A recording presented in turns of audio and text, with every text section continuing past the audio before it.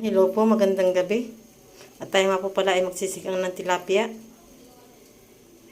Dudurugin po natin yung kalamyas. Lagyan na po natin mga ricado. At malambot na nga po pala yung yung kamyas.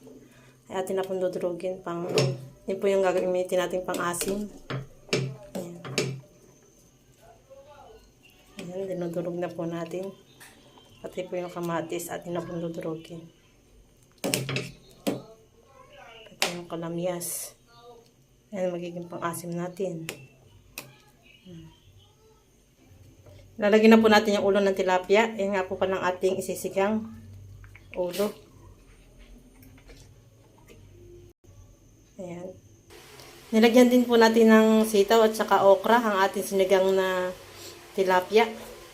Nalagyan na din po natin ng asin yan. Ang ating sinigang. Ayan, napakasarap po niya.